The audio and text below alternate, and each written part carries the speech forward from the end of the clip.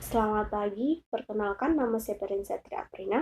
Saya dari PH Kampus 94. Di sini saya akan menjelaskan tentang tema katekesi saya, yaitu membina iman anak menghadapi tantangan arus perubahan zaman, yang dimana katekesi merupakan satu pemahaman tentang iman itu sendiri. Maka dari itu, sangat penting katekesi ini diberikan kepada anak-anak agar mereka tetap memegang teguh iman mereka akan Yesus Kristus. Anak-anak adalah terang bagi keluarga, gereja, masyarakat, bangsa, dan negara.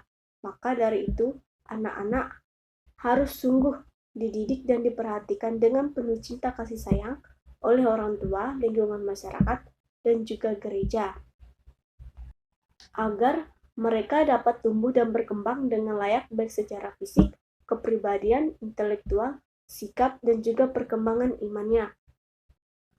Perkembangan iman anak harus dididik dengan umur mereka yang masih dalam usia dini. Maka gereja dan orang tua harus ikut ambil bagian dalam melakukan pembinaan anak. Pembinaan anak bertujuan untuk mengembangkan dan menyuburkan benih-benih iman dalam diri seorang anak. Gereja Katolik menyadari bahwa anak-anak sebagai generasi penerus gereja di masa depan dan diharapkan dapat berperan aktif dalam karya pewartaan kabar gembira Allah di tengah masyarakat. Pembinaan iman anak dilakukan agar kelak anak juga memperoleh keselamatan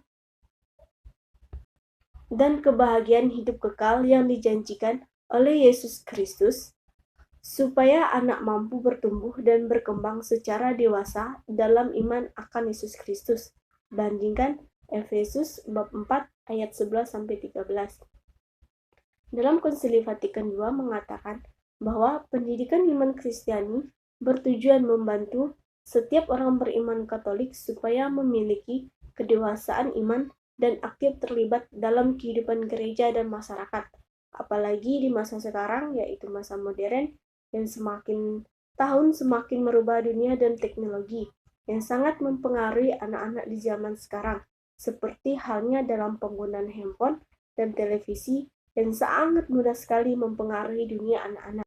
Budaya global yang dibangun oleh kemajuan ilmu pengetahuan dan teknologi, khususnya teknologi media informasi dan hiburan, telah membawa banyak perubahan, termasuk perubahan nilai-nilai. Perubahan nilai-nilai ini bisa bersifat konstruktif, tetapi juga destruktif. Iman anak berkembang dalam zaman yang maju ini melalui pesatnya perkembangan teknologi, terutama teknologi informatika dan perkembangan pemikiran manusia. Maka dari itu, sudah pantaslah kita membiarkan anak untuk dekat dengan Tuhan atau dengan Yesus sendiri. Caranya melalui pengajaran secara intensif baik di rumah, di sekolah, dan di gereja. Model pembelajaran yang diterapkan bisa melalui permainan, nyanyian, dan kitab suci. Yesus sendiri berkata, "Biarkanlah anak-anak itu, janganlah menghalang-halangi mereka datang kepadaku, sebab orang-orang seperti itulah yang empunya kerajaan surga." Matius bab 19 ayat 14. Anak-anak juga dapat diajak untuk beraktivitas dengan teman-temannya, baik melalui permainan maupun tanya jawab terkait materi yang diajarkan dalam Bina Iman Anak, Anak Sekolah Minggu Katolik, Minggu Gembira, Sekolah Minggu, Pendampingan Iman Anak, dan Sekolah Bina Anak.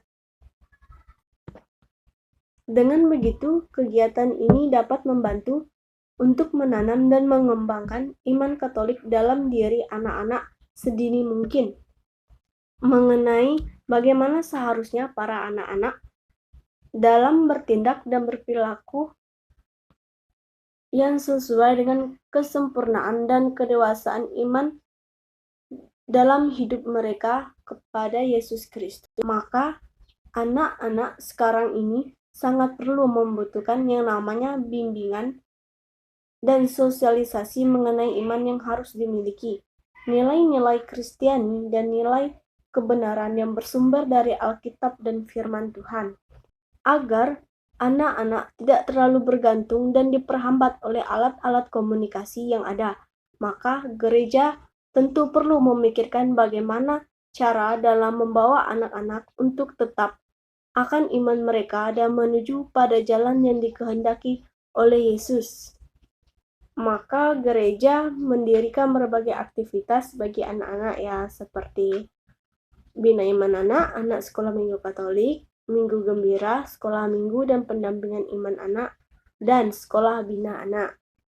Di sini dalam menyampaikan katekesi saya memilih media YouTube yang dimana pengertian dari YouTube itu adalah salah satu media sosial dengan situs web yang menyediakan berbagai macam video, mulai dari video klip sampai film, serta video-video yang dibuat oleh pengguna YouTube itu sendiri.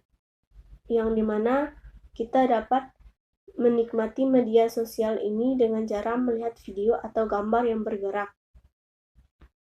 Maka media YouTube ini sangat perlu digunakan oleh gereja atau para imam untuk melakukan katekesi, seperti halnya pada masa sekarang ini yang dimana dunia lagi dilanda oleh virus COVID-19.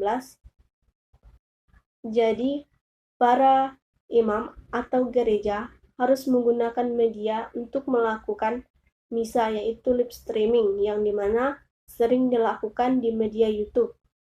Dengan adanya media YouTube ini dapat juga melakukan pewartaan yang dipakai untuk memperkenalkan kebiasaan-kebiasaan Kristiani dalam rangka pembinaan dan pengembangan iman anak. Kebiasaan-kebiasaan Kristiani yang dapat diperkenalkan kepada anak-anak adalah berdoa bersama, mendengarkan sabda Allah dan kitab suci, serta mendengarkan cerita rohani dan lain-lainnya. Karena dengan begitu, anak-anak akan dapat tertarik untuk mengikuti atau menonton katekese yang telah disiarkan di media YouTube. Selain bisa mendengar, anak-anak juga bisa melihat gambar atau video yang ada di media YouTube itu. Dan mereka juga dapat mengikuti gerak-gerakan yang ada di video di media YouTube tersebut. Karena media YouTube sekarang merupakan media yang terpopuler di kalangan masyarakat, yang dimana banyak orang-orang menggunakan YouTube sebagai tempat berkarya mereka untuk mengupload video-video yang unik dan menarik agar dapat dilihat atau dipertontonkan oleh seluruh umat manusia yang ada di dunia ini. Sampai ada yang memiliki channel YouTube sendiri yang bisa disebut YouTuber. Selain bisa berkarya di dalam media YouTube itu, mereka juga dapat menghasilkan uang dari video yang mereka buat. Sekian dari penjelasan saya ucapkan terima kasih.